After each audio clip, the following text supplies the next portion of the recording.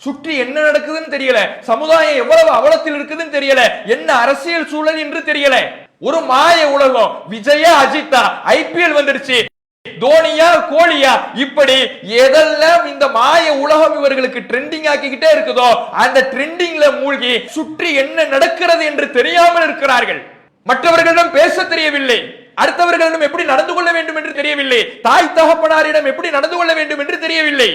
ஏன்னா பேஸ்புக்லே பழகிக்கிட்டு இருந்தோம்னா, மொபைல்லே இருந்துகிட்டு இருந்தோம்னா, மிஷினோடு இருந்து இருந்து இருந்து அவனுடைய மனதும் மிஷின மாதிரி மாறிடுது, இறுகி போய் விடுகிறது, இயந்திரத்தை போன்று மாறி விடுகிறது. மனிதர்களோடு மனிதர்களாக பழகினால் மனித மனப்பான்மை வரும், இலகுவான உள்ளம் வரும், மனிதர்களுடைய சூழல் புரியும், அவர்களுடைய உளவியல் புரியும், அவர்களுடைய மனம் புரியும், அவர்களுடைய கஷ்ட நஷ்டம் தெரியும், அவர்களிடத்தில் எப்படி நடந்து கொள்ள வேண்டும் என்று தெரியும். கண்ணியத்திற்குரிய எல்லாம் வல்ல அல்லாஹ்வின் நல்லடியார்களே, மார்க்கம் கூறும் மனோ தத்துவம் என்ற தலைப்பின் கீழாக தொடர்ச்சியாக சில தகவல்களை நாம் அறிந்து வருகிறோம். அந்த வகையில் நேற்றைய தினம் தாழ்வு மனப்பான்மையிலிருந்து விடுபட்டு நம்முடைய உள்ளத்தில் தன்னம்பிக்கையை எப்படி வளர்த்து கொள்ள வேண்டும் என்பதனையும், அந்த தன்னம்பிக்கையையும் நாம் ஒரு காரியத்தில் ஆர்வத்தோடு தொடர்ச்சியாக இருப்பதற்கு நம்முடைய ஆழ்மனதை சரி செய்ய வேண்டும் என்பதை பற்றியும் நாம் அறிந்தோம். இப்ப நம்முடைய ஆழ்மனதில் நாம சில மாற்றங்களை செய்தால் நம்மளால் ஒரு காரியத்தில் ஆர்வத்தோடு தொடர்ச்சியாக இருக்க முடியும். இன்றைக்கு அதிகமான மனிதர்களுக்கு இருக்கக்கூடிய மிக முக்கியமான பிரச்சனையே, எந்த ஒரு முடிவை எடுத்தாலும் அது மார்க்க ரீதியான வழிபாடு ரீதியான தொடர்பை நான் மேம்படுத்த நினைத்தாலும் சரி, உலக ரீதியான ஒரு காரியத்தை நான் செய்ய முடிவெடுத்தாலும் சரி, அதிலே தொடர்ச்சியாக என்னால் ஈடுபட முடியவில்லை. ஒரு நாள் செய்கிறேன், 2 நாள் செய்கிறேன், 3 நாள் செய்கிறேன், அதிகபட்சம் 1 வாரம் செய்கிறேன், அதற்கு பிறகு நான் அந்த காரியத்தை மறந்து விடுகிறேன். அதில் ஒரு அலட்சியம் என்னுடைய மனதில் தொற்றிக் கொள்ளுகிறது. இதை நான் எப்படி சரி செய்வது என்பதுதான் இன்றைக்கு மனிதர்களிடத்தில் இருக்கக்கூடிய மிக முக்கியமான ஒரு கேள்வியாக இருக்கிறது. அதற்கு இன்றைய மனோதத்துவம் சில வழிகளை சொன்னாலும், மார்க்கம் 1400 ஆண்டுகளுக்கு முன்பாகவே இந்த காரியத்துக்கான வழிமுறையை நமக்கு சொல்லி காட்டுகிறது. நபிகள் நாயகம் ஸல்லல்லாஹு அலைஹி வஸல்லம் அவர்கள் ஒரு காரியத்தில் தொடர்ச்சியாக ஆர்வத்தோடு இருப்பதற்கான வழிமுறையை நமக்கு சொல்லுகிற பொழுது வணக்க வழிபாட்டின் ஒப்பீட்டோடு சொல்றாங்க. லவ் யஅலமூன மா ஃபி சுப்ஹி வல் அத்தமா, சுபஹ் தொழுகையிலையும் இஷா தொழுகையிலையும் இருக்கக்கூடிய நன்மைகளை பலன்களை அவர்கள் அறிவார்கள் என்றால், உறுதியாக புரிந்து கொள்வார்கள் என்றால், ல அத்தௌஹுமா வலவ் ஹப்வா, தவழ்ந்தாவது அந்த 2 நேர தொழுகைக்கும் அவர்கள் வந்து விடுவார்கள். சுபஹு தொழுகையும் இஷா தொழுகையும் மனிதர்கள் அலட்சியமாக எடுத்துக்கொள்ளுகின்ற தொழுகைகளில் ஒரு தொழுகையாக இருக்குது. சுபஹு தொழுகையில காலையில் என்னால் எழுந்திருக்க முடியல, காலத்தால என்னால வர முடியல என்கின்ற ஒரு அலட்சியம். இஷா தொழுகை என்றால் ஓடி உழைத்து நான் வந்திருக்கின்றேன், வேலைக்கு போயிட்டு வந்திருக்கிறேன், இந்த இஷா தொழுகையில என்னால் போய் கலந்து கொள்ள முடியவில்லை என்கின்ற அலட்சியம். இப்படியான அலட்சியப்படுத்தப்படுகின்ற தொழுகைகளில் மிக முக்கியமான தொழுகையாக சுபஹ் தொழுகையும் இஷா தொழுகையும் இருக்கிறது. இந்த 2 தொழுகையும் உங்களுடைய வாழ்வில் தொடர்ச்சியாக இருக்கணும்னா, உங்களுடைய வாழ்வில் இந்த 2 வேள தொழுகைகளிலேயும் நீங்கள் ஆர்வத்தோடு கலந்து கொள்ள வேண்டும் என்றால், நீங்கள் செய்ய வேண்டிய வேலை, இதில் இருக்கக்கூடிய பலனை, இதில் இருக்கக்கூடிய நன்மைகளை நீங்கள் சரியாக புரிந்து கொள்ளுங்கள், முழுமையாக அறிந்து கொள்ளுங்கள். உங்கள் ஆழ்மனதில் இதில் இருக்கக்கூடிய பலனை நீங்கள் பதிய வைத்து விட்டால் தவழ்ந்தாவது இந்த காரியத்தில் நீங்கள் முயன்று விடுவீர்கள் என்று நபிகள் நாயகம் ஸல்லல்லாஹு அலைஹி வஸல்லம் அவர்கள் சொல்லி காட்டுகிறார்கள். இதைத்தான் இன்றைய உளவியல் சொல்லுகிறது. நீங்கள் ஒரு காரியத்தில் தொடர்ச்சியாக ஈடுபட வேண்டும் என்றால் அதனுடைய பர்பஸ் என்ன, அதனுடைய பலன் என்ன, நான் ஏன் இதை செய்ய வேண்டும், இதை செய்வதனால் எனக்கு என்ன லாபம், இதை செய்வதனால் எனக்கு என்ன பயன் என்பதை நீங்கள் உங்கள் ஆழ் மனதில் பதிய வைத்து விட்டால் அந்த காரியத்தில் நீங்கள் தொடர்ச்சியாக ஈடுபடுவீர்கள். உங்களிடத்தில் எந்த ஒரு அலட்சியமும் வந்து விடாது, எந்த ஒரு கவனச்சிதறலும் அந்த காரியத்தில் உங்களுக்கு ஏற்பட்டு விடாது என்று இன்றைக்கு உளவியல் சொல்லுகிறது. ஆனால் நபிகள் நாயகம் ஸல்லல்லாஹு அலைஹி வஸல்லம் அவர்கள் இதை நமக்கு முன்பே சொல்லிவிட்டார்கள். இன்றைக்கு எடுத்து பாருங்க, சில பேரை பார்க்கலாம், போய் ஜிம்ல சேருவாங்க, நியூ இயர் வந்துட்டா போதும், ஜிம்முல எல்லாம் ஒரே பேனரா இருக்கும், ஆஃபர் பிரைஸ் அப்படின்னு போட்டு ஜிம்முல அவ்வளவு அறிவிப்புகள் வரும். எல்லாரும் போய் நியூ இயர் வருது, நான் இந்த வருஷத்துல இருந்து என் உடம்ப மெயின்டைன் பண்ண போறேன், என் தொப்பையை குறைக்க போறேன், ஒல்லியா இருக்கிறவரை என் உடம்ப ஏத்த போறேன், நல்ல ஜிம்முக்கு போய் நான் தம்பிள்ஸ் எல்லாம் எடுக்கணும், என் உடம்ப கட்டுமஸ்தா ஆக்கணும்னு போய் 1ஆம் தேதி போய் சேருவார். ஜனவரி 1ல போய் சேர்ந்தவரு 7ஆம் தேதி கூட பார்ட்டிக்கு தாங்காது, அவ்வளவுதான் முடிஞ்சிடும். அதுக்கு தான் இப்ப ஜிம்முக்காரன் என்ன பண்ணிட்டான்னா 3 மாச ஃபீஸ நீ சேர்த்து கட்டு, 3 மாச ஃபீஸ நீ சேர்த்து கட்டிடு அப்படின்னு சொல்லி அவன் அதுல நீ எப்படியும் வரமாட்டேன்னு தெரியும். இந்த நியூ இயருக்கு வர கேஸ் எல்லாம் எப்படின்னா ஒரு வாரத்துல மறந்துட்டு போற கேஸ் தான். மறந்துட்டு போற கேஸ்ல எப்படியாவது நம்ம காசை கறந்துடணும்னு நீ 3 மாசத்துக்கான காசை கட்டிடுன்னு இன்றைக்கு இந்த ஜிம்ல அதை ஒரு வியாபாரமாக, மக்களுடைய அலட்சியத்தையே ஒரு வியாபாரமாக ஆக்குகின்ற நிலை இருக்குது. அப்ப ஏன் போக முடியல?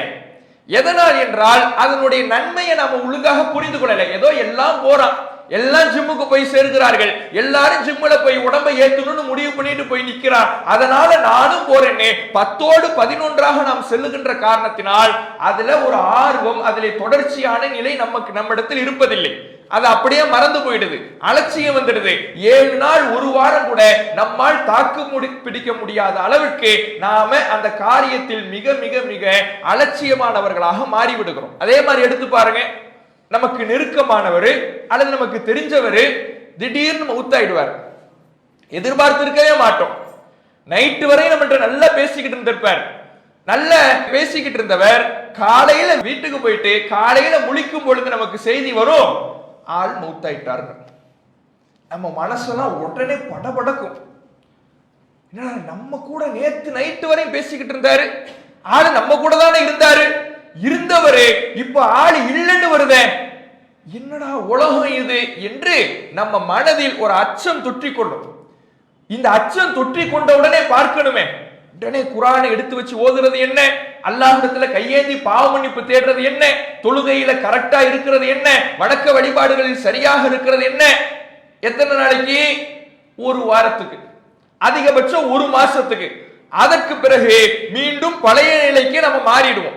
இந்த அச்சம் எவ்வளவு நாள் இருக்குதுன்னா, பாவ மன்னிப்பு கேட்பது, இறைவனிடத்தில் துவா கேட்பது, குர்ஆனை ஓதுவது, தொழுகைக்கு சரியாக வந்து விடுவது, இந்த அச்சம் எல்லாம் ஒருவருடைய மரணத்தை பார்க்கின்ற பொழுது, நமக்கு நெருக்கமானவருடைய மரணத்தை உணர்கிற பொழுது அதிகபட்சம் ஒரு வாரம் நம்ம மனசுல இருக்குது.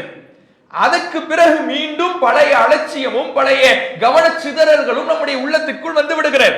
அது அப்படியே மறந்துடுறோம், அந்த அச்சம் மறக்கடிக்கப்படுகிறது, இந்த உலக இன்பத்திலே மூழ்கி விடுகிறோம். ஏன்? என்ன நோக்கங்கிறத நம்ம சரியா புரியல, சரியாக நம்முடைய உள்ளத்தில் இதன் இருக்கக்கூடிய பலன்கள் பதியாத காரணத்தினாலதான் இப்படியான அலட்சியங்கள் நம்முடைய கவனத்தை திசை திருப்பி விடுகிறது என்பதை நம்மால் அறிந்து கொள்ள முடிகிறது. அப்ப இதுல எல்லாம் இந்த அலட்சியத்திலிருந்தெல்லாம் நாம இதையெல்லாம் தவிர்த்து இந்த காரியங்களில், அது மறுமை சம்பந்தமான வணக்க வழிபாடுகள் சம்பந்தமான காரியமாக இருந்தாலும் சரி, உலக ரீதியாக நம்முடைய கல்வி ரீதியாக ஒரு ஜிம்முக்கு நீங்க போய் சேர்றீங்க, அந்த வேலை தொடர்பாக, நம்முடைய கம்பெனியில் நாம பார்க்கிற வேலை தொடர்பாக, நாம எடுத்திருக்கிற ப்ராஜெக்ட் தொடர்பாக, நம்முடைய பிசினஸ் தொடர்பாக எதுவாக இருந்தாலும் ஒரு காரியத்தை நாம் எடுத்து விட்டால் அதில் முழு மூச்சாக முழு ஆர்வத்தோடு இருக்க வேண்டும் என்றால் அந்த காரியத்தினுடைய பலன் என்ன, பர்பஸ் என்ன என்பதை நம்முடைய ஆழ் மனசில் பதிய வைக்க வேண்டும். இந்த ஆழ் மனசுக்கு கொடுக்கின்ற பயிற்சியில ஒரு பயிற்சியை நேற்றைய தினம் பார்த்தோம். என்ன பயிற்சி? காலையில் 5 மணிக்கு நீங்க எழுந்திருக்கணும், சுபுகுக்கு எழுந்திருக்க வேண்டும். எழுந்திருத்து உள்ளத்துக்கு நபிகள் நாயகம் ஸல்லல்லாஹு அலைஹி வஸல்லம் அவர்கள் காலையில் ஓதக்கூடிய பிரார்த்தனைகளாக நமக்கு சொல்லி காட்டுறாங்களே, மறுமையினுடைய நோக்கத்தை நாம் மறந்துவிடக் கூடாது என்பதற்காக காலையில் எழுந்த உடனேயே அந்த உள்ளத்துக்கு பொருள் உணர்ந்து நாம் பதிய வைக்க வேண்டிய பிரார்த்தனை, அல்ஹம்துலில்லாஹில்லதி அஹ்யானா பஅதமா அமாதனா வ இலைஹின் நுஷூர். என்னை மரணிக்க செய்ததற்கு பிறகு, தூக்கத்தை இஸ்லாம் ஒரு மரணமாக பார்க்கிறார், மரணிக்க செய்ததற்கு பிறகு என்னை உயிர்ப்பித்த அல்லாஹுக்கே எல்லா புகழும். நான் இன்றைக்கு இருக்கிறேன் என்றால், கண் விழித்திருக்கிறேன் என்றால் அல்லாஹ்வின் பக்கம் செல்வதற்காக நான் கண் விழித்திருக்கிறேன், அந்த நோக்கத்திற்காகத்தான் இந்த உலகத்தில் வாழுகிறேன் என்கின்ற மறுமை பர்பஸை, மறுமை நோக்கத்தை, நம்முடைய வாழ்வின் நோக்கத்தை நபிகள் நாயகம் ஸல்லல்லாஹு அலைஹி வஸல்லம் அவர்கள் காலையில் எழுந்த உடனேயே நீ அதை உன்னுடைய உள்ளத்துக்கு சொல்லி கொடுத்து விடு என்று நமக்கு சொல்லி காட்டுறாங்க. அதே மாதிரி காலையில் எழுந்தவுடன் காலையில் செய்யக்கூடிய பிரார்த்தனையில் ஒரு நீண்ட பிரார்த்தனை சொல்லி தராங்க. அதில் அல்லாஹ்வுடைய தூதர் அவர்கள் சொல்லித் தருகின்ற ஒரு வாசகம், அல்லாஹும்ம அஊது பிக்க மினல் கஸல், இறைவா சோம்பேறித்தனத்திலிருந்து உன்னிடம் பாதுகாப்பு தேடுகிறேன். சோம்பேறித்தனம் வேணாம், அலட்சியத்தனம் எனக்கு வேணாம். என் மனதில் சோர்வு கொண்டு ஒரு காரியத்தில் ஆர்வத்தோடு இல்லாமல் பின்தங்குகின்ற நிலை என்னிடத்தில் இருக்க வேண்டாம். அதிலிருந்து உன்னிடத்தில் பாதுகாப்பு கேட்கிறேன் என்று சோம்பேறித்தனத்துக்கு எதிராக நம்முடைய உள்ளத்தை பக்குவப்படுத்துவதற்கும் அல்லாஹ்வுடைய தூதர் அவர்கள் வழிகாட்டுகிறார்கள். இது ஒரு வழிமுறை. காலையில் எழுந்த உடனேயே நம்முடைய உள்ளத்துக்கு சரியான மருந்துகளை நாம் தொடர்ச்சியாக, இந்த நிலை ஒரு நாள் மட்டும் இருக்கக்கூடாது. ஒரு நாள் காலையில எழுந்திருச்சு பார்த்தேன், தூக்கத்தை எப்படியோ கட்டுப்படுத்தி எழுந்திருச்சுட்டேன், துவாவை சொன்னேன், ஒன்னும் பெருசா மாற்றம் இல்லையே, இப்படி இருந்தா அவ்வளவுதான். இந்த கேசுகள் என்ன பண்ண முடியாது, மாற்றவே முடியாது. தொடர்ச்சியா இருக்கணும். ஒரு 3 மாதமாவது 90 நாட்களாவது இந்த காரியம் மீண்டும் மீண்டும் மீண்டும் மீண்டும் இருந்தது என்றால் அந்த உள்ளத்திலே ஒரு மாற்றம் வரும் என்று இன்றைய உளவியலாளர்கள் சொல்லி காட்டுகிறார்கள். அப்ப இது ஒரு பயிற்சி. இன்னொன்று என்ன, இன்னொன்றுதான் இன்றைக்கு பார்க்கக்கூடிய இந்த பயிற்சி. அதாவது என்ன பர்பஸ், என்ன லாபம், நமக்கு என்ன நோக்கம், அதை நாம நம்முடைய மனசுல பதிய வைப்பது. நேற்றே ஒரு உதாரணம் சொன்னோம். என்ன உதாரணம்? நபிகள் நாயகம் ஸல்லல்லாஹு அலைஹி வஸல்லம் அவர்கள் நமக்கு நம்ம செய்யக்கூடிய காரியத்தினுடைய வழிபாடினுடைய நோக்கத்தை, அதனுடைய பலனை நமக்கு சொல்லி காட்டுறாங்க. இன்னொரு பக்கம் நம்ம எது கவன சிதறல் செய்கிறதோ, நம்ம எது திசை திருப்புகிறதோ, அந்த திசை திருப்புகின்ற காரியத்தினுடைய யதார்த்தத்தையும் நபித்தோழர்களுக்கு புரிய வைக்கிறாங்க. இரண்டையுமே சொல்ல செய்யறாங்க. நீங்க செய்யக்கூடிய காரியத்தினுடைய பர்பஸ் என்ன, அதையும் நீங்க புரிந்து கொள்ள வேண்டும். எது உங்களை டிஸ்ட்ராக்ட் பண்ணுது, எது உங்களுடைய கவனத்தை திசை திருப்பது, எதனால் நீங்கள் கவனச்சிதறலுக்கு ஆளாகிறீர்கள், அந்த காரியத்தினுடைய கேடு என்ன, அதையும் நீங்க புரிஞ்சுக்கணும்.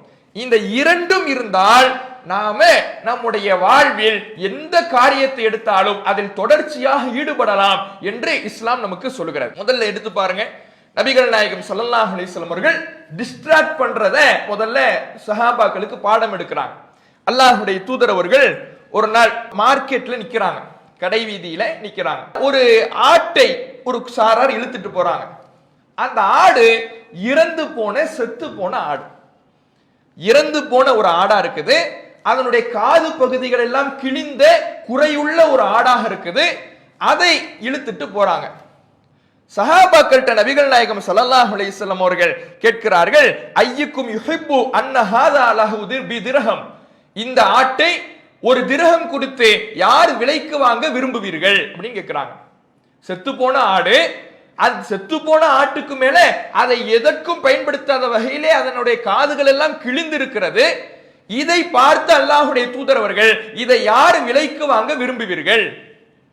சஹாபாக்கள் சொல்றாங்க, அல்லாஹ்வுடைய தூதர் அவர்களே, இதை யார்தான் விலைக்கு வாங்க விரும்புவா? இது ஏற்கனவே செத்து போயிருக்குது, செத்து போயிருக்கிறதையும் தாண்டி குறை உள்ளதாகவும் இருக்குதே, இதை நாங்கள்லாம் விரும்புவோமா? இதை யாரும் விரும்ப மாட்டார்கள் என்று சஹாபாக்கள் சொல்றாங்க. அப்ப நபிகள் நாயகம் ஸல்லல்லாஹு அலைஹி வஸல்லம் அவர்கள் சொல்லுகிறார்கள், வல்லாஹி லதுன்யா அஹ்வனு அலல்லாஹி மின் ஹாதா அலைக்கும், இந்த உலகம் இருக்குதே, இந்த உலக வாழ்வின் இன்பம் இருக்குதே, இதை விட அற்பமானது. நீங்க ஒரு திரகத்தை கொடுத்து இந்த செத்த ஆட்டை எப்படி விலைக்கு வாங்குவதற்கு யோசிக்கிறீர்களோ, அற்பமாக கருதுகிறீர்களோ, இழிவாக கருதுகிறீர்களோ, மட்டமாக கருதுகிறீர்களோ, அதை விட இந்த உலகத்தில் இருக்கின்ற ஒட்டுமொத்த இன்பமும் இதை விட அற்பம், இதை விட சொற்பமானது. ஏன்னா உலக இன்பம் தான் இன்றைக்கு நம்முடைய வணக்க வழிபாடுகளிலிருந்து நம்மை திசை திருப்பது. உலக வாழ்க்கை, உலக இன்பம், உலக மோகம், உலகத்தில் இருக்கிற காசு பணம், வியாபாரம், நம்முடைய குடும்பம், அவர்களுக்காக நேரத்தை செலவழிப்பது, வியாபாரத்துக்காக நேரத்தை ஒதுக்குவது, இதனால்தான் நம்முடைய வணக்க வழிபாடுகளில் கவனம் வருவதில்லை. நம்முடைய வணக்க வழிபாடுகளிலிருந்து கவனச்சிதறலை ஏற்படுத்துவதே இவைகள் தான், இந்த உலக வாழ்வு தான். அதனால் நபிகள் நாயகம் ஸல்லல்லாஹு அலைஹி வஸல்லம் அவர்கள் என்ன செய்றாங்கன்னா, எது உங்களை டிஸ்ட்ராக்ட் பண்ணுது, எது உங்களை கவனச்சிதறலை கொண்டு வருகிறது, இந்த உலக வாழ்வு, இந்த உலக வாழ்வினுடைய யதார்த்தத்தை முதல்ல புரிஞ்சுங்க. இது ஒண்ணுமே கிடையாது, இது அற்பத்திலும் அற்பமானது. எதற்காக நீங்கள் இந்த வணக்க வழிபாட்டை விடுகிறீர்களோ, வணக்க வழிபாட்டில் அலட்சியமாக இருக்கிறீர்களோ, மார்க்க விஷயத்தில் பின்தங்கி இருக்கிறீர்களோ, அந்த உலக வாழ்க்கை மிக மிக மிக மிக அற்பத்திலும் அற்பம் என்று சஹாபாக்களுடைய உள்ளத்துல அல்லாஹ்வுடைய தூதர்வர்கள் பதிய வைக்கிறாங்க. ஒரு நேரடி உதாரணத்தை சொல்லி பதிய வைக்கிறாங்க. யோசித்து பாருங்கள், நாம இந்த உலக வாழ்க்கையை எப்படி பார்க்கிறோம்? சிந்திச்சு பாருங்களேன். இந்த உலக வாழ்க்கை சுருக்கமா சொல்லணும்னா, நபிகள் நாயகம் ஸல்லல்லாஹு அலைஹி வஸல்லம் அவர்கள் சொன்ன உதாரணத்தின்படி சொல்லணும்னா, உங்க கையில ஒரு ரூபா இருக்குது. இந்த ரூபாவை வச்சு இன்னைக்கு என்ன வாங்க முடியும்? யோசிச்சு பாருங்க. ரூபா இருக்குது, வெறும் ரூபாவை வைத்து என்ன வாங்க முடியும்?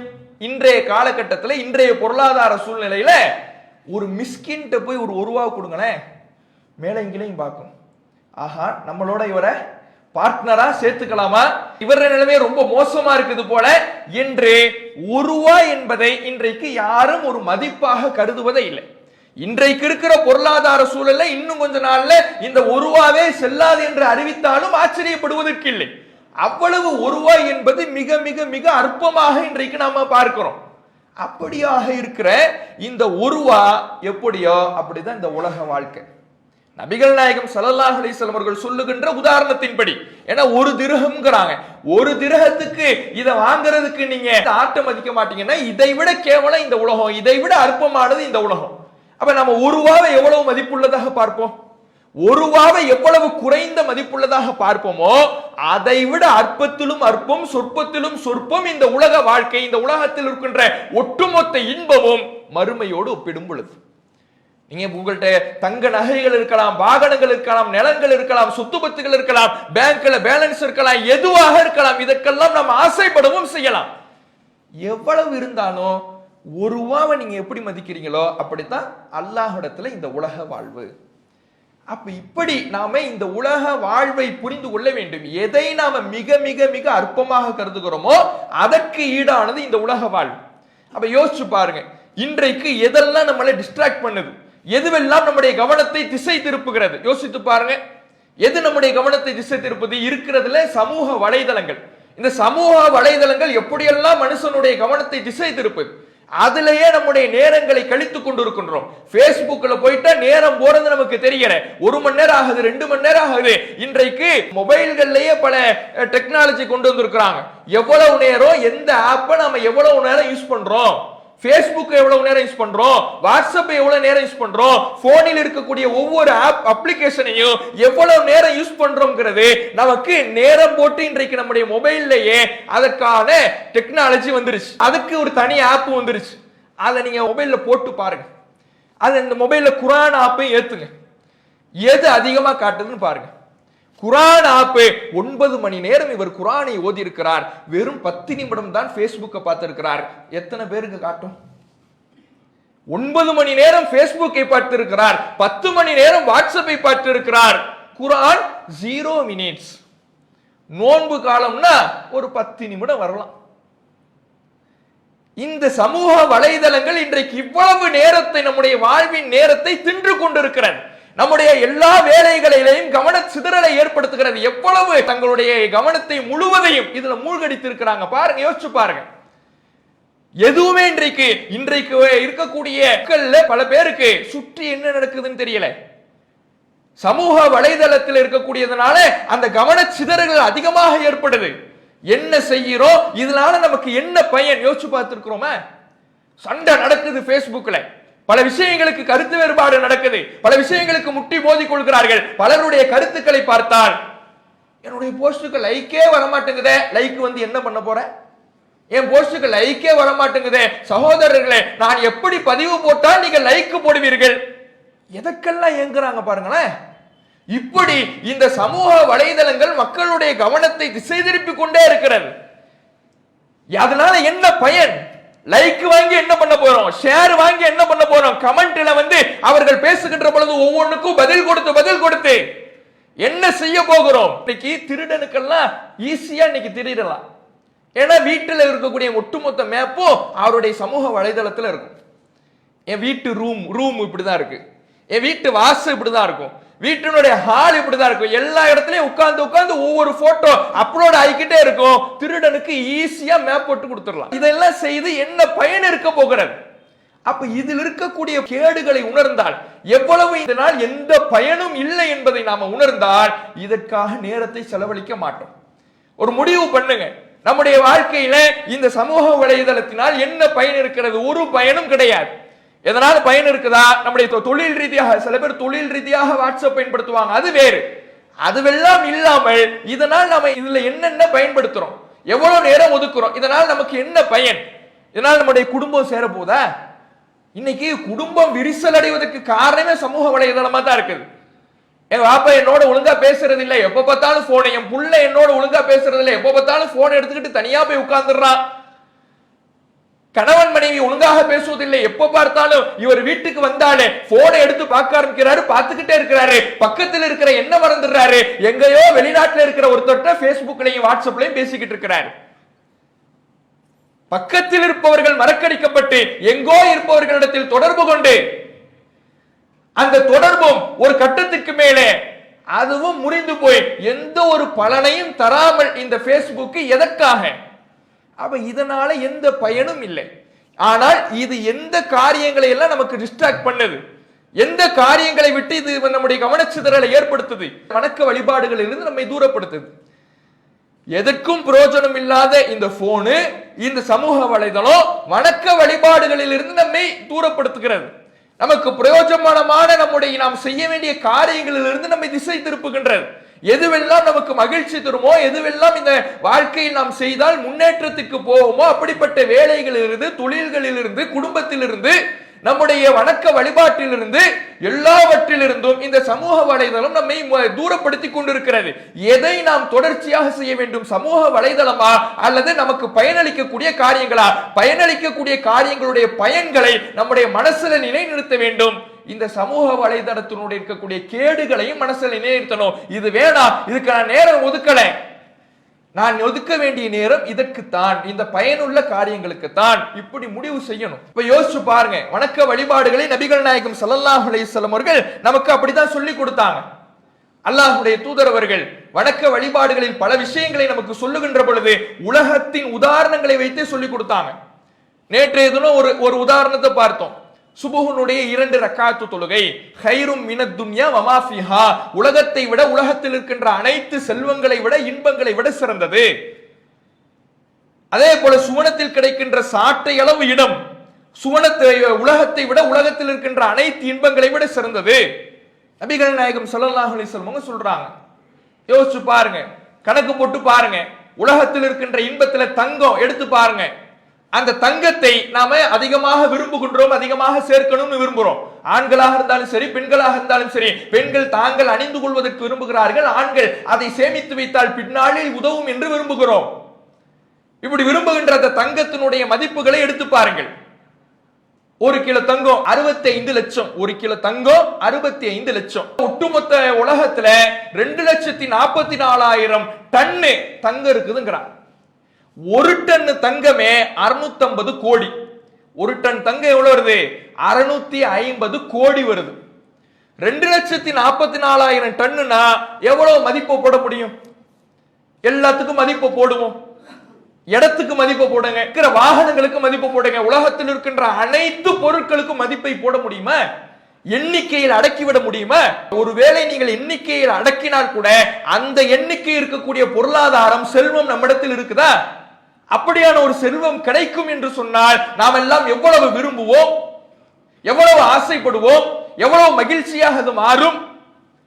அவ்வளவு நீங்க இருந்து அதையெல்லாம் நீங்க கொடுத்தா கூட இதை நீங்க விலைக்கு வாங்க முடியாது. சொர்க்கத்துல ஒரு சாட்டை இடத்தை விலைக்கு வாங்க முடியாது. சுபுஹுனுடைய 2 ரக்காத் தொழுகை விலைக்கு வாங்க முடியாது என்று நபிகள் நாயகம் ஸல்லல்லாஹு அலைஹி வஸல்லம் சொல்றாங்கன்னா, சமூக வலைதளத்துல நைட்டெல்லாம் கண்ணு முழிச்சு 1 மணி நேரம் கண்ணை முழித்து இருந்து கொண்டு காலைல சுபுஹுனுடைய தொழுகையை விட்டுறோமே.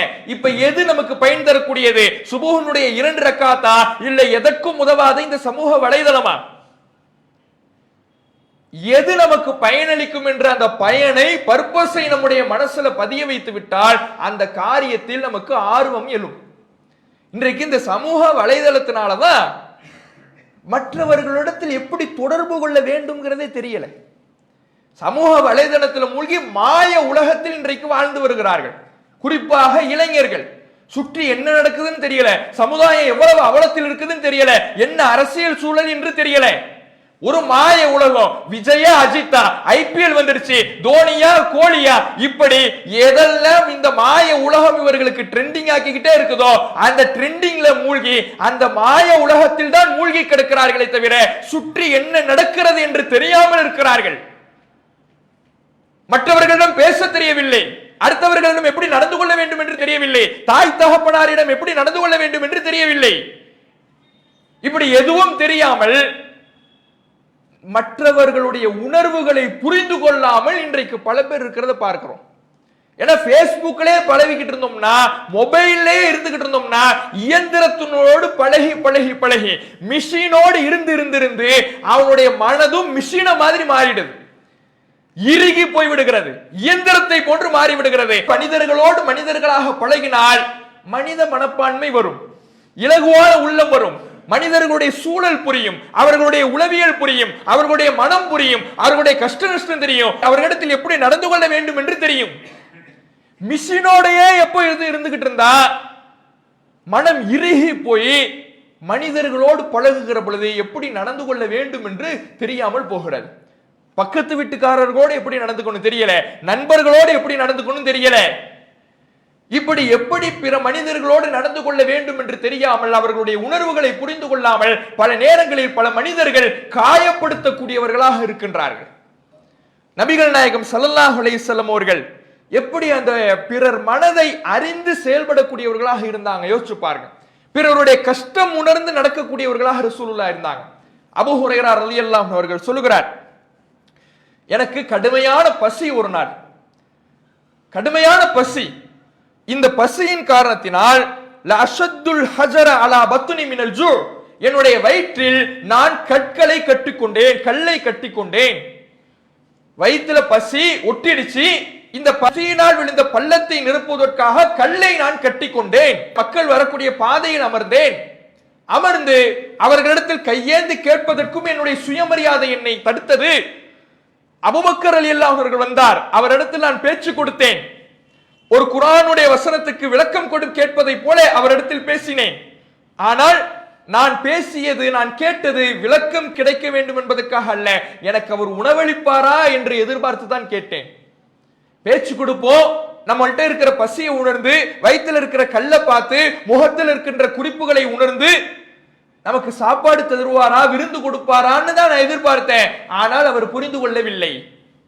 உமர் ரலியல்லாஹு அவர்கள் வந்தார், அவரிடத்திலேயும் அதே போன்று கேட்டேன், அவரும் புரிந்து கொள்ளவில்லை. நபிகள் நாயகம் ஸல்லல்லாஹு அலைஹி வஸல்லம் அவர்கள் வந்தார்கள்.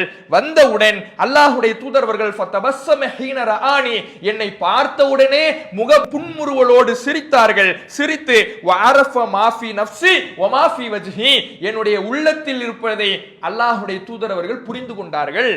என் முகத்தில் இருக்கின்ற குறிப்பை உணர்ந்து கொண்டார்கள். இவர் பசியில இருக்கிறாரு, பட்டினியில இருக்கிறாரு, அதனாலதான் இப்படி இவர் விளக்கம் கேட்டுக் கொண்டிருக்கிறார். விளக்கம் கேட்பது இவருடைய நோக்கம் அல்ல, யாராவது விருந்துக்கு அழைத்து செல்வாரா என்று அவர் தன்னுடைய கஷ்டத்தை வெளி சொல்ல முடியாமல் சுயமரியாதையோடு நிற்கிறார். ரசூலுல்லாஹ் புரிஞ்சுக்கிட்டாங்க. புரிஞ்சுக்கிட்டு என்ன அழைச்சிட்டு போனாங்க. வீட்டுக்கு அழைத்து சென்றால் வீட்டுல ஒரு கிளாஸ் பால் இருந்துச்சு. வீட்டில் இருக்க ஒரு கிளாஸ் பால் தான் இருக்குது. ரசூலுல்லாஹ் அந்த பாலை என்கிட்ட கொடுப்பாங்கன்னு பார்த்தா நபிகள் நாயகம் ஸல்லல்லாஹு அலைஹி வஸல்லம் அவர்கள் என்ன செஞ்சிட்டாங்கன்னா, திண்ணை தோழர்களை எல்லாம் கூட்டிட்டு வாங்கன்ட்டாங்க. திண்ணை தோழர்களை எல்லாம் கூட்டிட்டு வரதா?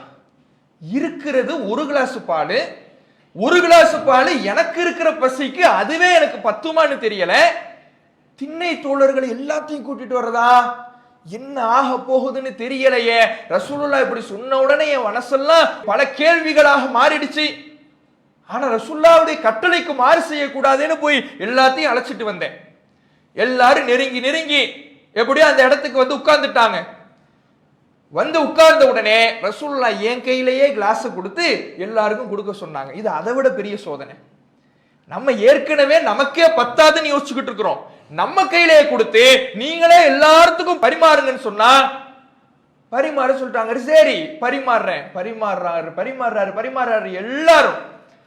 திண்ணை தோழர்கள், அங்கே வந்தவர்கள் அனைவருமே அந்த ஒரு கிளாஸிலிருந்து பருகுகிறார்கள். கடைசியில ரசூலுல்லாவும் அபூ ஹுரைரா ரலியல்லாஹு அவர்கள் தான் மிச்சமா இருக்கிறாங்க.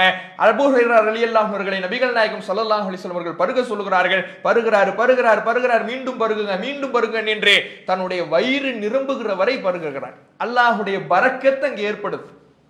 அதுக்கப்புறம் ரசூலுல்லாஹ் பருகுனாங்கன்னு அந்த செய்தி வருகிறது. இந்த நேரத்தில் கவனிக்க வேண்டிய விஷயம் என்ன? நபிகள் நாயகம் ஸல்லல்லாஹு அலைஹி வஸல்லம் அவர்கள் ஒருவர் படுகின்ற கஷ்டத்தை புரிந்து கொண்டார்கள்.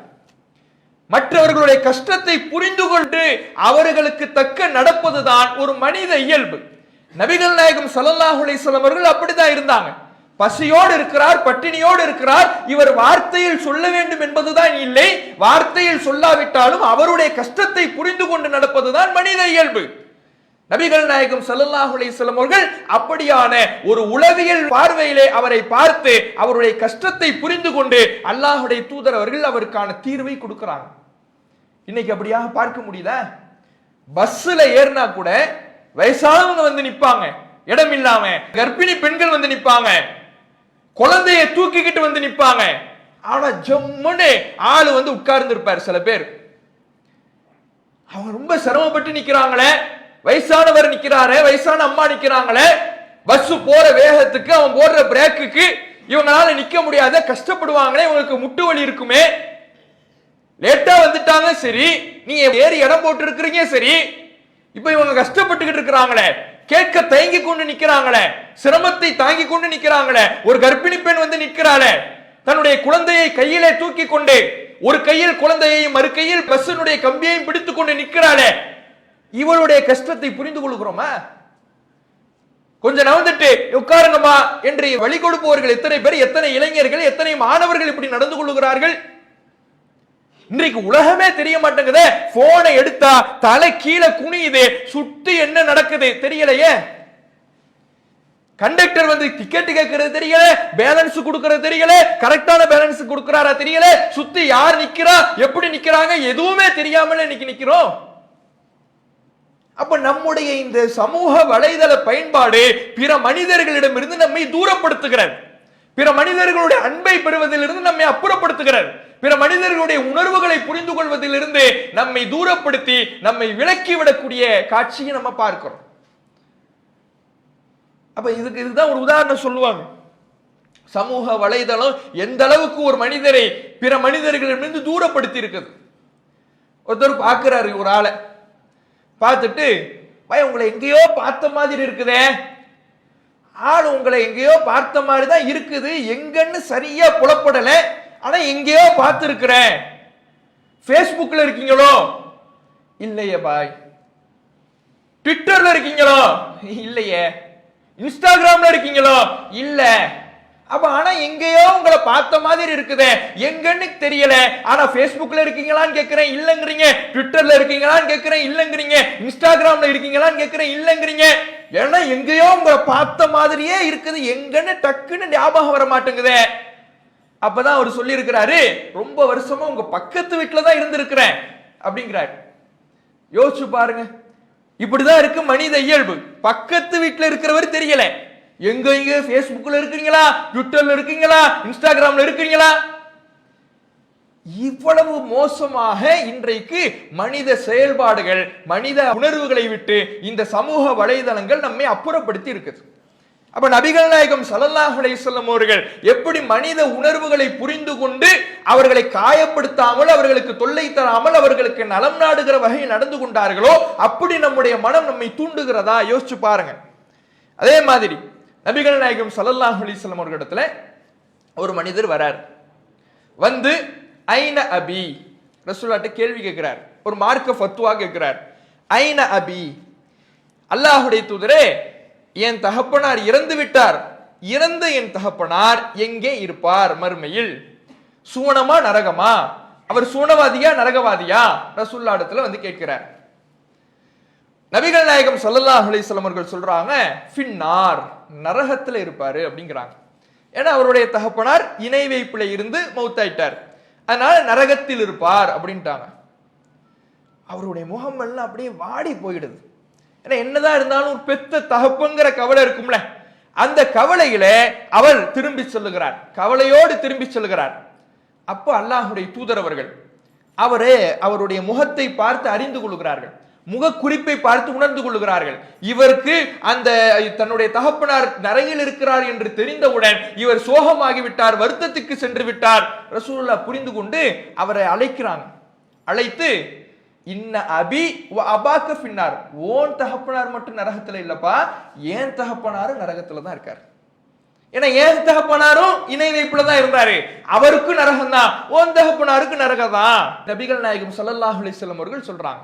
யோசிச்சு பாருங்க, கவலையில இருக்கிறாரு, அந்த கவலையோடு இருக்கிறார் என்பதை அல்லாஹுடைய தூதர் அவர்கள் அறிந்து கொண்டு நம்ம தகப்பனார் மட்டும்தான் நரகத்தில் இருக்கிறாரோ, நம்ம தகப்பனார் நரகத்திற்கு போயிட்டாரோ என்று கவலைப்படுகின்ற சூழல்ல ரசூலுல்லாஹ் அவரை ஆறுதல் படுத்துறாங்க.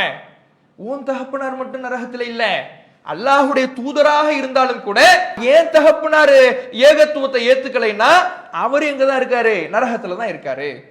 ஏற்கனவே நாம கவலை சம்பந்தமான ஒரு உரையில பார்த்தோம். கவலை சம்பந்தமான தலைப்பு பேசும் பொழுது ஒரு கவலையை எப்படி மறக்கிறதுங்கிறதுக்கு ஒரு காரியத்தை, ஒரு விஷயத்தை பேசணும். என்னது, நமக்கு மட்டும்தான் கவலை வருதுன்னு தெரிஞ்சா அந்த கவலை அதிகமாகும். நம்மை போன்ற பாதிப்பு மற்றவர்களுக்கும் இருக்கிறது என்று தெரிந்தால் நம்முடைய மனம் சாந்தப்படும், அமைதியாகும். இதைத்தான் அல்லாஹ் உஹது போரிலே நபித்தோழர்களுடைய உள்ளத்துக்கு மருந்தாக கொடுத்தான்னு பார்த்தோம். அதே மருந்து தான் ரசூலுல்லாஹ் இங்கே கொடுக்குறாங்க.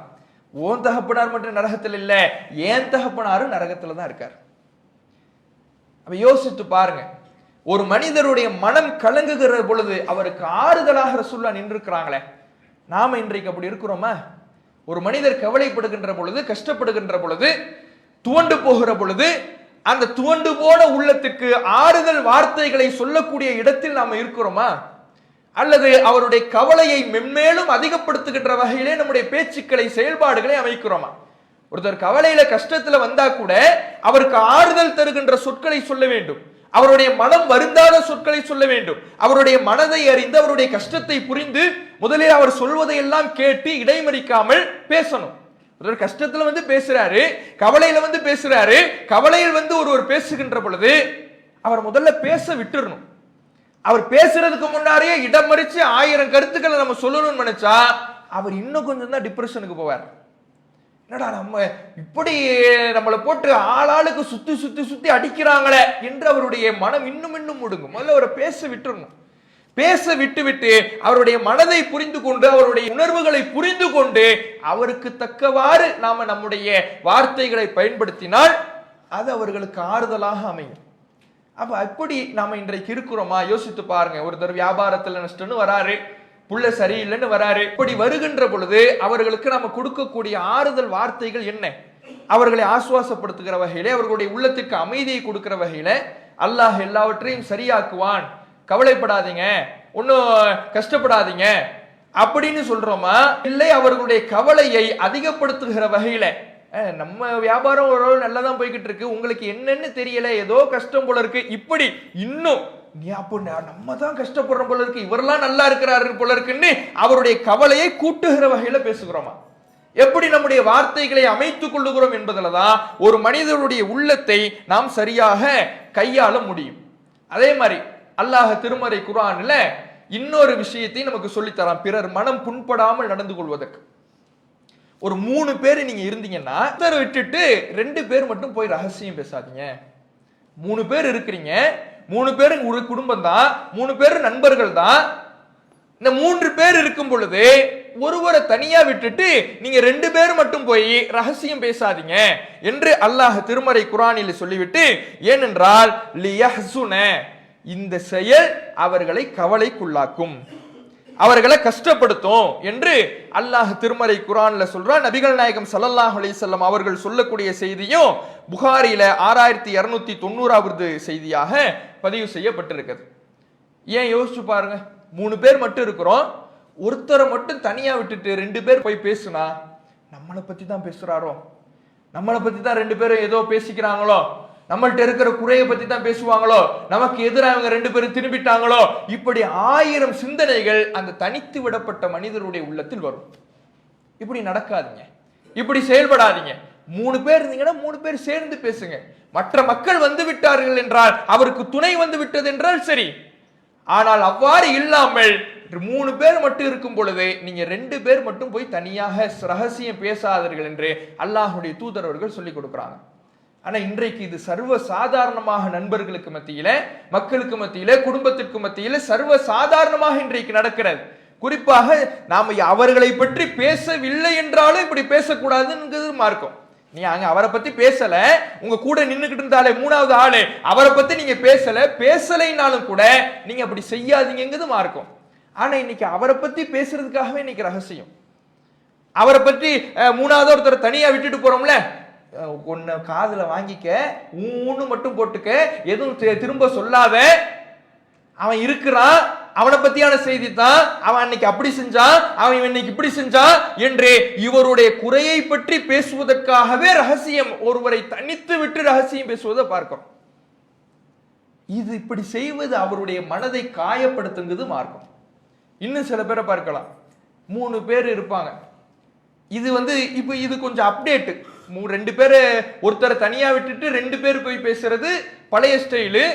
கொஞ்சம் அப்டேட் என்னன்னா, ஒருத்தரை தனியா விட்டுட்டு அவருக்கு உருது தெரியாது, இவங்க 2 பேருக்கு உருது தெரியும், இவங்க 2 பேர் மட்டும் என்ன பண்றது பேசுறது. அவருக்கு யோசிச்சு, ஆஹா என்னத்தடா இவ்வளவு நேரம் நம்மள்ட்ட தமிழ்ல தானே பேசிக்கிட்டு இருந்தானுங்க, இவ்வளவு நேரம் நல்லா நம்ம கூட பேசிக்கிட்டு தான் இருந்தானுங்க, இப்ப திடீர்னு லாங்குவேஜ மாத்துறானுல, நம்மளை பத்தி தான் பேசுறானு நீங்க பேசியே இருக்க வேணாம். ஆனா அப்படிதான் மனசு சொல்லும். அதனாலதான் ரசூல் அப்படி செய்யாதீங்க. ஒருவரை மட்டும் விட்டுட்டு பேசுவது அவருடைய உள்ளத்தை காயப்படுத்தும், கவலைக்குள்ளாக்கும். அப்படி செய்யாதீங்க என்று மார்க்கம் சொல்லுது. ஆனா இன்றைக்கு இதுவெல்லாம் மற்றவர்களுடைய மனதை புரிந்து கொள்ளாமல் இப்படி சர்வ சாதாரணமாக செய்யக்கூடியதை பார்க்கிறோம். இன்னொரு ரசூலுல்லாஹ் எப்படியெல்லாம் அடுத்தவர்களுடைய கஷ்டத்தை புரிந்து கொள்றாங்கன்னு பாருங்க. தொழுகை இருக்குதுல்ல, தொழுகையே அடுத்தவர்களுடைய கஷ்டத்தை உணர்ந்து செய்யக்கூடியதான். இமாமத்து செய்றீங்க, தொழுகை வைக்கிறீங்க, தொழுகை வைக்கின்ற பொழுது நீங்கள் அவர்களுக்கு அவர்களுடைய தேவையை உணர்ந்து தொழுவைங்க. ஃபமன் அம்மன் நாஸ், யார் மக்களுக்கு இமாமத் செய்கிறாரோ ஃபல்யத்தஜவ்வஸ், அவர் சுருக்கமாக தொழ வைக்கட்டும். ஃபஇன்ன ஹல்ஃபஹு அல்லைஃப வல் கபீர வதல் ஹாஜா, பின்னால் முதியவர்கள் இருக்கலாம், பலவீனமானவர்கள் இருக்கலாம், அவர் பின்னால் தேவை உள்ளவர்கள் இருக்கலாம். ஒரு வேலைக்கு போகணும்னு நிப்பாரு, ஒரு நோயாளியாக இருப்பாரு, ஒரு முதியவரா இருப்பாரு, ஒரு பலவீனமானவரா இருப்பாரு, அவருடைய நிலையை உணர்ந்து நீங்கள் தொழ வையுங்கள் ரசூலுல்லாஹ் சொல்றாங்க. ஏன் யோசிச்சு பாருங்க, நம்ம வட்டுக்கு நீட்டிக்கிட்டு இருக்கிறோம், ஒருத்தர் ட்ரெயினுக்கு போகணும், டைம் ஆகிக்கிட்டே இருக்கு, சுருக்கமாக நடுநிலையாக அல்லாஹ்வுடைய தூதர் அவர்கள் தொலை வைக்க சொல்லி இருக்கிறாங்க. இவரை பற்றி நீட்டிக்கிட்டே இருந்தாருன்னு வைங்களேன், என்னடா இது இன்னைக்குன்னு இப்படி மாட்டிக்கிட்டோமே, ட்ரெயினுக்கு டைம் ஆகுது. அவரால் அவருடைய மனதுல தொழுகையிலே கவனத்தை வைக்க முடியுமா? அவர் கஷ்டம் தான் ஓடிக்கிட்டே இருக்கும்.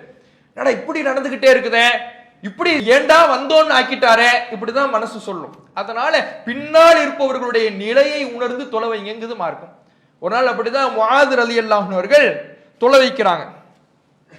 ரசூலுல்லாஹ்விடத்துல இங்க தொழுதுட்டு தன்னுடைய பகுதி மக்களுக்கு அவர் போய் தொலை வைப்பார். அப்படி தொலை வைக்கின்ற பொழுது முஆத் ரலியல்லாஹு அன்ஹு அவர்கள் ஒரு நாள் தொலை வைக்கிறார். அப்போ ஒரு வியாபாரி ஒருத்தர் சேர்றார். சேருகின்ற பொழுது இவரை பார்த்தா இவர் குர்ஆனை ஓதுறார், ஓதிக்கிட்டே இருக்கிறார். சூரத்துல் பக்கராவையோ அல்லது சூரத்து நிசாவையோ ஓதுறார். சூரத்துல் பக்கரா யோசிச்சு பாருங்க, 286 வசனம். அத ஒரு தொழுகையில ஓதுறாருன்னா எவ்வளவு நேரம் ஆகும்? இங்க நமக்கு மகரிபுல சப்பிஹிஸ்ம ஓதிட்டாலே நெளியுது, முதுகுலாம் நெளியுது. என்னடா இமாம் இவ்வளவு பெரிய சூறாவை ஓதிட்டாரே அப்படின்னு நமக்கு தோணுது. ஆனா இங்க பக்கரா ஓடுது. இப்ப இவர் என்ன பண்ணிட்டாருன்னா, ரசூலுல்லாஹ் இடத்துல கம்ப்ளைண்ட் பண்றார். நபிகள் நாயகம் ஸல்லல்லாஹு அலைஹி வஸல்லம் இடத்துல கம்ப்ளைண்ட் பண்ணும் பொழுது ரசூலுல்லாஹ் தொழுகைனா அப்படிதான் இருக்கும் இப்படி சொல்லல, முஆத் ரலியல்லாஹு அவர்களை கடுமையாக கண்டிக்கிறாங்க. ஃபத்தானுன் அன்த யா முஆத், முஆதே நீங்க என்ன குழப்பவாதியா அப்படிங்கிறாங்க. எவ்வளவு கடுமையான வார்த்தைன்னு பாருங்க. நீங்க என்ன குழப்பவாதியா? நடுநிலையாக தொழ வைக்கிறத விட்டுட்டு சூரத்துல் பக்கராவை ஓதிக்கிட்டு இருந்தா அடுத்தவர்களுக்கு வேலை இல்லை, அடுத்தவர்களுடைய மனதை உணர மாட்டீர்கள், அடுத்தவர்களுடைய நிலையை உணர மாட்டீர்கள், அவரவர்களுக்கு 1000 கஷ்டங்கள் இருக்காது, மக்களை என்ன விரண்டோட வைக்கிறீர்களா, குழப்பவாதியா என்று நபிகள் நாயகம் ஸல்லல்லாஹு அலைஹி வஸல்லம் கேட்கிறாங்க. அப்ப நம்ம தொழுகையில் கூட அல்லாஹ்வுடைய தூதர் அவர்கள் பிறருடைய மனதை அறிந்து, பிறருடைய நிலையை உணர்ந்து, அவர்களுடைய கஷ்டத்தை உணர்ந்து செயல்படுவதற்கு வழிகாட்டிய மார்க்கம் இஸ்லாமிய மார்க்கம் தான். உங்களுக்கு வழிபாடு அடுத்தவரை பத்தி நீ ஒன்னு யோசிக்க தேவையில்லை, அடுத்தவர்களுடைய நிலையை பற்றி யோசிக்க தேவையில்லை. கடவுளை நெருங்கணும்னா இப்படிலாம் செஞ்சுதான் ஆகணும், சிரமத்தை பட்டுதான் ஆகணும், அடுத்தவர்களுக்கு சிரமத்தை கொடுத்தாகணும்னு மார்க்கம் சொல்லலை. மற்றவர்களுடைய நிலையை முதல்ல உணருங்க. தொழுகையாக இருந்தாலும் நடுநிலையை பேணுங்கள். மற்றவர்கள் பின்னால் இருப்பவர்களுக்கு 1000 சூழல் இருக்கும். அந்த சூழலை உணர்ந்து தான் தொலை வைக்க வேண்டுமே தவிர நாம பட்டுக்கு தொலை வைக்கிறோங்கிற பேர்ல நன்மைதாங்கிற பேர்ல செஞ்சா அதுவே பெரும் குற்றமாக வந்து நிற்கும். இதை நாம இன்றைக்கு புரிந்து கொள்ள வேண்டும். அதே மாதிரி நபிகள் நாயகம் ஸல்லல்லாஹு அலைஹி வஸல்லம் அவர்கள் சொல்றாங்க, நான் தொழுகைக்கு வரேன், வரும்பொழுது எந்த எண்ணத்துல வரேன்னா நீட்டமாக தொலை வைப்போம் அப்படிங்கிற எண்ணத்துல வர. ரசூலா சொல்றாங்க, இன்னைக்கு கொஞ்ச நேரம் நல்ல நீட்டி தொலை வைப்போம் இப்படிங்கிற எண்ணத்துல நான் வருகிறேன். வருகின்ற பொழுது சபி, குழந்தையினுடைய அழுகுரல் என் காதுக்கு விழுது. பள்ளிக்கு வரேன், தொலை வைக்கிறேன், தொலை வைக்கும் பொழுது குழந்தையினுடைய அழுகை சத்தம் எனக்கு கேட்குது. இந்த அழுகை சத்தம் கேட்ட உடனே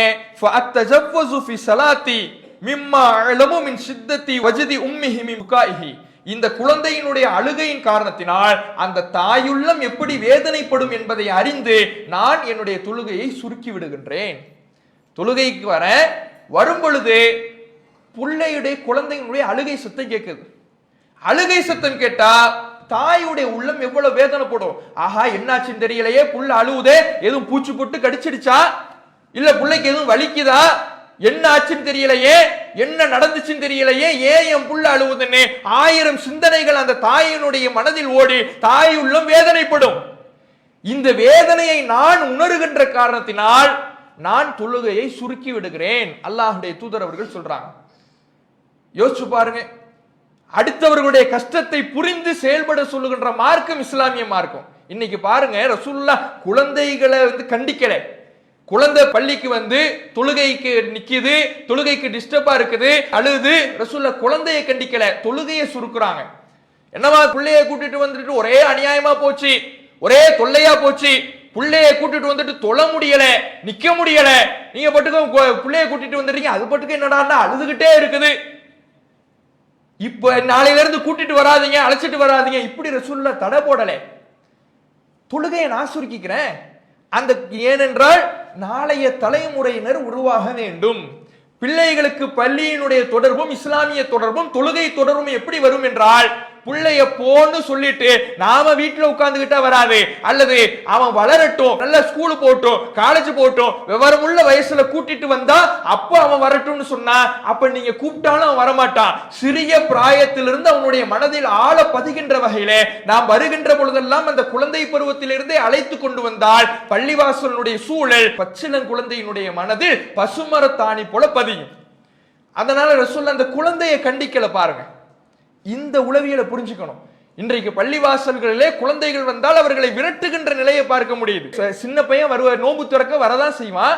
பல இடங்கள்ல பார்க்கலாம், நோன்பு திறக்க சின்ன பசங்க வரதான் செய்வான், சின்ன குழந்தைகள் வரதான் செய்யும். அவன் நோன்பு பிடிச்சிருக்க மாட்டான், அவன் நோம்பாளியா கூட இருந்திருக்க மாட்டான். ஆனால் அவன் வருவான். வருகின்ற பொழுது ஒரு கஞ்சி கோப்பையே கீழே மிதிச்சு அவன் கொட்டதான் செய்வான். ஆனால் அதையெல்லாம் நிர்வாகத்தினர் புரிந்து கொள்ள வேண்டும், அதெல்லாம் பொறுத்து கொள்ள வேண்டும். பொறுத்து கொண்டு அவனிடத்துல கடுமையான சொற்களை பயன்படுத்தினால் அவன் அந்த பள்ளிவாசனுடைய தொடர்பை அன்னைக்கே விட்டுடுவான். என்னடா இது, பள்ளிவாசலுக்கு போனாலே திட்டு வாங்க வேண்டியதா இருக்குது, யார் யாரோ திட்டுறான், நம்ம அம்மா அப்பா திட்டுறதே நம்ம பொறுத்துக்க முடியல, இவன்லாம் எவனோ நம்மளை திட்டுறானே, இனிமே போகாத, போனாலும் வீட்டுல பள்ளிவாசலுக்கு போறோம்னு சொன்னாலும் வெளியே தெருவுல விளையாண்டுகிட்டு இருப்போம், ஆட்டோல ஏறி நின்னுகிட்டு இருப்போம், இப்படி நிக்க ஆரம்பிச்சுட்டான் இன்னைக்கு. ஏன்? பள்ளிவாசல்களில் குழந்தைகள் விரட்டப்படுகிறார்கள். இந்த நிலை இருக்கக்கூடாது. நபிகள் நாயகம் ஸல்லல்லாஹு அலைஹி வஸல்லம் அவர்கள் புள்ள அழுதா நான் தொழுகையை சுருக்கிக்கிறேன். இன்னும் அல்லாஹ்வுடைய தூதர் அவர்கள் இந்த சிறுவர்கள் விஷயத்தில் அவ்வளவு உளவியலை கையாண்டார்கள். நபிகள் நாயகம் ஸல்லல்லாஹு அலைஹி வஸல்லம் அவங்க சின்ன பசங்க இருந்தாங்கன்னா இவங்க முந்தி கொண்டு போய் சலாம் சொல்லுவாங்களாம். என்னடா பொடிப்பைய, ஒரு ரசூல் வர, ஒரு நாட்டினுடைய ஜனாதிபதி வர, பொடிப்பைய நீ உட்கார்ந்துட்டு என்ன கண்டுக்காம இருக்கிறியா, இப்படி ரசூலா பார்க்கல, இவங்க முந்திக்கிட்டு போய் சலாம் சொல்லுவாங்களாம். இதுவே இன்றைக்கு மிகப்பெரிய உளவியல். இன்றைக்கு உளவியல் நிபுணர்கள் சொல்லக்கூடிய விஷயம் என்னன்னா, சின்ன பசங்களுக்கு, இளைஞர்களுக்கு நீங்கள் சொல்லிக் கொடுக்கின்ற பாடம் சொல்லை விட செயலில் இருக்க வேண்டும். நாம செய்ய ஆரம்பிச்சிட்டோம்னா அவன் சின்ன பையன் நம்மளை பார்த்து அடுத்து செய்ய ஆரம்பிப்பான். நீங்க அவன்கிட்ட முந்தி விட்டு போய் அவன் வயசை பார்க்காம, அவன் சின்ன வயசுன்னு அவனை நீங்க மதிக்காம இல்லாம அவனை மதித்து நீங்க சலாம் சொல்லுங்க. இதே தொடர்ந்து செய்யுங்க. நாளைக்கு அவன் நீங்க அந்த பக்கம் கிராஸ் பண்ணும் பொழுது அவன் சங்கடப்பட்டுக்கிட்டு, நானா அங்க இருந்து வந்தாங்களே மாமா வரும்பொழுதெல்லாம் சலாம் சொல்லுவாரு, நீங்க பார்க்கல போல இருக்கு அஸ்ஸலாமு அலைக்கும்னு அவன் சொல்லுவான். அவன் சங்கடப்படுவான். நாம இவ்வளவு பெரிய மனுஷரு நம்மள்ட்ட சலாம் சொல்றாரு, நாம சலாம் சொன்னாம இருந்தா. இப்படி குழந்தைகளை பழக்க வேண்டும். குழந்தைகள் என்பவர்களை அவர்களை விரண்டோட வைக்க கூடாது. இன்றைக்கு பல பெற்றோர்கள் செய்யக்கூடிய ஒரு தவறு இருக்குது குழந்தைகள் விஷயத்துல. குழந்தைகள் விஷயத்துல ஒரு விஷயத்தை சொன்னா திரும்ப திரும்ப திரும்ப திரும்ப அதையே சொல்லிக்கிட்டே இருக்கிறார். ஒரு விஷயத்தை ஒரே நேரத்துல 10 தடவை சொல்றாரு. படி படி படி படி படி இப்படியே சொல்லும் பொழுது அந்த இளைஞர்களிடத்துல அல்லது குழந்தை இடத்துல இது மாற்றத்தை கொண்டே வராது. குறிப்பா டீனேஜர் பருவத்தில் இருக்கிறவங்க, டீனேஜ் பருவத்தில் இருக்கக்கூடியவர்கள், பதின்ம பருவத்தில் இருக்கக்கூடியவர்கள் இடத்துல ஒரு விஷயத்தை நீங்கள் தொடர்ந்து ஒரே நேரத்தில் 10 தடவை சொன்னீங்க, எழுந்திருச்சு வாடா எழுந்திருச்சு வாடா எழுந்திருச்சு வாடா எழுந்திருச்சு வாடான்னு வீட்டுல இருக்கிறவங்க ஒரு நிமிஷத்துக்குள்ள 10 தடவை வந்துடும் வார்த்தை. இப்படி சொன்னோம்னா அவன் கோவம் படுவானா. அவனுடைய உளவியல், அவனுடைய மனசுல இது அவன் இடத்துல வெறுப்பைத்தான் உண்டாக்கும். அவனுடைய மனசுல அது கோபத்தை தான் உண்டாக்கும். ஒரு தடவை சொல்லிவிட்டோம் என்றால் அவனிடத்துல அடுத்தது அன்போடு போதிங்கிறாங்க. நபிகள் நாயகம் ஸல்லல்லாஹு அலைஹி வஸல்லம் இந்த உளவியலையும் கையாளுறாங்க. ரசூலுல்லாஹ் இடத்துல 9 ஆண்டுகள் 10 ஆண்டுகள் பணி செய்தவர் அனஸ் ரலியல்லாஹு அவர்கள். ரசூலுல்லாஹ் பத்தி சொல்றாரு, அல்லாஹ்வுடைய தூதர்வர்கள் ஒரு நாள் ஒரு வேலைக்கு என்ன அனுப்புனாங்க. போற வழியில சின்ன பசங்க எல்லாம் விளையாடிக்கிட்டு இருந்தாங்க. அவங்களோடு சேர்ந்து நான் விளையாட ஆரம்பிச்சிட்டேன். விளையாண்டுகிட்டு இருக்கும் பொழுது ரசூலுல்லாஹ் வந்துட்டாங்க. வந்து நான் சொன்ன வேலையை பார்த்துட்டியா, நான் சொன்ன இடத்துக்கு போயிட்டியா அப்படின்னு கேட்டாங்க. நான் இந்த போயிடுறேன் அல்லாஹ்வுடைய தூதரே அப்படின்னேன். அப்ப அல்லாஹ்வுடைய தூதர்வர்கள் சிரித்து கொண்டு யா உனைஸ், யா உனைஸ், அனஸ் தான் ஒரு பேரு. அரபு மொழியில அனஸ்ங்கிற பேரை உனைஸ்ன்னு கூப்பிட்டா செல்லமாக அன்பாக கூப்பிடுவது. அனஸ் தான் ஒரு பேரு, அனச உனைஸ்ன்னு கூப்பிடுறது. உனைஸ்னா அருமை அனசே, செல்ல பிள்ளை அனசே, இப்படி கூப்பிட்டு நாம இந்த இடத்துல குதிச்சிடுவோம். ஏண்டா சொல்லி எவ்வளவு நேரம் ஆகுது, இங்க இவனோட இவனை தான் பிள்ளைய திட்டுறதை தாண்டி ரோட்ல இருக்கிற பிள்ளையெல்லாம் நம்ம திட்ட ஆரம்பிச்சிடுவோம். ஏண்டா இவனோளே உருப்படாதவனோ இவனோ கூட நின்று நீ விளையாண்டுகிட்டு இருக்கிற, இப்படி திட்ட ஆரம்பிச்சிடுவோம். கோபம் அந்த நேரத்தில் நம்ம கட்டுப்படுத்த முடியாது, ஆனால் கட்டுப்படுத்த வேண்டும். கோபம் வரதான் செய்யும். அவர்கள் செய்கின்ற வேலையை நம்முடைய மனம் பொறுக்காமல் தான் இருக்கும், எரிச்சல் தான் வரும். ஆனால் அதையெல்லாம் பொறுத்து கொண்டால்தான் நாம் அவர்களிடத்தில் மதிப்பு மிக்கவர்களாக இருக்கின்ற பொழுதுதான் நம்முடைய சொல்லுக்கு அவர்களிடத்தில் வேல்யூ இருக்கும், மதிப்பு இருக்குமா. ஒரு தடவை கோவப்பட்டு நீங்க கத்துட்டீங்கன்னு வைங்களேன், இவ்வளவுதானா அப்படின்னு அவனுக்கு ஆயிடும். இவ்வளவுதான் முடிஞ்சு போச்சா, இதுதான் இவ்வளவு நாளா நம்முடைய வாப்பா உருட்டிக்கிட்டு இருந்தாரா, இப்படி மாறிடுச்சுன்னு வைங்களேன். நீங்க சொல்ற வார்த்தைக்கு, சொல்லுக்கு, கண்டிப்புக்கு அதுக்கப்புறம் வேல்யூவே இருக்காது. அப்ப குழந்தைகளை எப்படி பக்குவப்படுத்த வேண்டும் என்று அழகான முறையில நபிகள் நாயகம் ஸல்லல்லாஹு அலைஹி வஸல்லம் சொல்றாங்க. செயல் வடிவத்தில் அவர்களை பக்குவப்படுத்துங்க. சிறிய பிராயத்திலிருந்து அவர்களை உருவாக்குங்கள். வணக்க வழிபாட்டு தொடர்பிலே, பள்ளிவாசல் தொடர்பிலே அவர்களை கொண்டு வாருங்கள். அவர்களுக்கான கருத்துக்களுக்கு அவர்களுக்கு நீங்கள் ஒரு மதிப்பு கொடுங்க. அவங்களை நீங்க மதிக்காம இருந்தாலே நம்மளுக்கு கருத்துக்கு அவங்க மதிக்க மாட்டாங்க. சின்ன பையன் தானே, பொடியன் தானே, இப்படி பார்க்க கூடாது. அவனுக்குண்டான மரியாதை, அவனுக்குண்டான மதிப்பை நம்ம கொடுக்கணும். அதனாலதான் ரசூலுல்லாஹ் அவர்களை பார்க்கும் பொழுது தானே முன் வந்து சலாம் சொன்னாங்க. ரசூலுல்லாவை விட நாம பெரியவங்களா? நம்ம பிள்ளையாவே இருக்கட்டும், நம்ம பிள்ளைக்கும் அவன் பேசுறான்னா அவனுடைய கருத்துக்களுக்கு நாம காது கொடுத்து கேட்கணும். அவன் ஒரு ஆலோசனை சொல்றான்னா அந்த ஆலோசனையை வரவேற்க வேண்டும். பெரிய மனுஷன் மாதிரி பேசாத, அதிக பிரசங்கித்தனமா பேசாத. இப்படி விரட்ட ஆரம்பித்து விட்டோம் என்றால் நம் மீது உண்டான மதிப்பை அவன் குறைத்துக் கொள்வான். நம் மீது உண்டான மதிப்பை குறைத்துக் கொண்டால் நம்முடைய கருத்துக்களுக்கு ஒரு மதிப்பே இல்லாமல் ஆகிவிடும். அதனால தான் ரசூலுல்லாஹ் சொல்கின்ற அந்த வழிமுறை என்பது இன்றைக்கு உளவியல் நிபுணர்கள் பேரண்டிங் சைக்காலஜிங்கிறான், குழந்தை வளர்ப்பு உளவியல் என்று, அதை அல்லாஹ்வுடைய தூதர் அவர்கள் அன்றைக்கே சிறுவர்களிடத்தில் அப்ளை செஞ்சாங்க. ரசூலுல்லாஹ்வுக்கு பக்கத்துல ஒரு சின்ன பையன் உட்கார்ந்து இருக்கிறாரு, இடது பக்கம் பெரிய பெரியவர்கள் உட்கார்ந்து இருக்கிறாங்க. அபூபக்கர் ரலியல்லாஹு அன்ஹு, உமர் ரலியல்லாஹு அன்ஹு போன்ற பெரியவர்கள் உட்கார்ந்து இருக்கிறாங்க. ரசூலுல்லாஹ் சாப்பிட்டுட்டு எப்போ வலது பக்கத்துக்கு தான் முக்கியத்துவம். இப்போ வலது பக்கத்துல சின்ன பையன், இடது பக்கத்துல அபூபக்கர் போன்ற பெரியவர்கள். சின்ன பையன் ரசூலுல்லாஹ் கேட்கிறாங்க பாருங்களேன். நம்ம என்ன பண்ணுவோம், இவனெல்லாம் ஒரு மதிப்பே மதிக்க மாட்டோம். பக்கத்துல ஒரு சின்ன பையன் உட்கார்ந்தா அவனை மதிக்கவே மாட்டோம். நீங்க ஒரு நோன்பு திறக்கிறீங்க, பக்கத்துல ஒரு சின்ன பையன் உட்கார்ந்து இருக்கிறான், இடது பக்கம் ஒரு பெரிய ஆள் உட்கார்ந்து இருக்கிறாரு, உங்களுக்கு தெரிஞ்சவர் உட்கார்ந்து இருக்கிறாரு, ரொம்ப நெருக்கமானவர் உட்கார்ந்து இருக்கிறார். உங்கள்கிட்ட எக்ஸ்ட்ரா ஒரு சம்சா இருக்குது, வடை இருக்குது. என்ன பண்ணுவோம், இவனை மதிப்போமா? முதல்ல இவன் பக்கத்துல உட்கார்ந்து இருக்கிறவன மதிப்போமா? கண்டுக்கவே மாட்டோம். நாம பட்டுக்கு எடுத்து இடது பக்கம் கொடுப்போம். மார்க்கம் வலது பக்கத்துக்கு முக்கியத்துவம் கொடுத்திருக்கு. ரசூலுல்லாஹ் அவர்கிட்ட கேட்கிறாங்க, இந்த சின்ன பையன் கேட்கிறாங்க, நீ அனுமதி தெரியா, நான் இவங்களுக்கு கொடுக்கிறேன். யார்கிட்ட போய் அனுமதி கேட்கிறாங்க பாருங்க. ஒரு ஜனாதிபதி, அல்லாஹ்வுடைய தூதர், அல்லாஹ்வுடைய தூதர் செஞ்சு அவர் கோச்சிக்காக போறாரு அந்த சின்ன பையன். ஆனா ரசூலுல்லாஹ் அனுமதி தெரியாப்பா, இவங்கள்ட்ட கொடுக்கிறேன் அப்படிங்கிறாங்க. இல்ல அல்லாஹ்வுடைய தூதரே, எனக்கு உங்கள்ட்ட இருந்து கிடைக்கிற அந்த சிறப்பை நான் இழக்க விரும்பல அப்படின்றாரு அவர். அப்படியா? இது மாதிரி நான் ஒரு தடவை கேட்டு இப்படி ஒரு சின்ன பையன் பதில் சொல்லிட்டு நம்ம எப்படி சொல்றோம், ஏண்டா உன்னையெல்லாம் மதிச்சு உன்கிட்ட கேட்டா இவ்வளவு எகத்தாளமா போடா எழுந்திருச்சு அப்படிமோ. ரசூலுல்லாஹ் அதெல்லாம் செய்யல. இந்தாங்கப்பா நீயே வச்சுக்க அப்படின்றான். இவர்களுக்கு இப்படியான மதிப்பை கொடுக்கின்ற பொழுதுதான் நாம மதிப்பா இருக்க முடியும். நம்ம பிள்ளையாக இருந்தாலும் சரிதான், நம்ம பிள்ளையா இருந்தாலும் சரிதான், யாராக இருந்தாலும் சரிதான், அவர்களுக்கான உண்டான மதிப்பை நாம கொடுக்கின்ற பொழுது நம்மீதான மதிப்பு அவர்களுக்கு ஆட்டோமேட்டிக்கா ஏறும். நம்மீதான மதிப்பு உயர்ந்து விட்டால் நாம சொல்லுகின்ற சுவார்த்தைகளுக்கு, சொல்லுகின்ற கட்டளைகளுக்கு அவர்கள் கட்டுப்பட துவங்கி விடுவார்கள். இத்தகைய ஒரு உளவியலை நபிகள் நாயகம் ஸல்லல்லாஹு அலைஹி வஸல்லம் அவர்கள் கற்றுத் தருகிறார்கள். இந்த உளவியல் போக மிக முக்கியமான, இது பிறரிடத்துல, சின்ன பசங்கள்கிட்ட, குழந்தைகளிடத்தில் நடந்து கொள்ளுகிற உளவியல், மிக முக்கியமான உளவியல். இன்றைக்கு அதிகமான பிரச்சனைகள் வருகின்ற இடம் என்னவென்றால் கணவன் மனைவி இடம். இந்த கணவன் மனைவிக்கு மத்தியில் இருக்கின்ற உளவியல் பிரச்சனைகள், இதுதான் இன்றைக்கு மிகப்பெரிய பிரச்சனையாக, சர்வ சாதாரணமாக விவாகரத்து வரை செல்லக்கூடிய பிரச்சனைகளாக உருவெடுத்திருக்கிறது. அதை பற்றி இன்ஷா அல்லாஹ் நாளைய தினம் பார்ப்போம். அஸ்ஸலாமு அலைக்கும் வரஹ்மத்துல்லாஹி வபரகாத்துஹு. இஸ்லாம் மற்றும் சமுதாய செய்திகளை அறிந்து கொள்ள தமிழ்நாடு தௌஹீத் ஜமாஅத் யூடியூப் பக்கத்தை உடனடியாக சப்ஸ்கிரைப் செய்து கொள்ளுங்கள். மேலும் பெல் பட்டனையும் கிளிக் செய்து கொள்ளுங்கள்.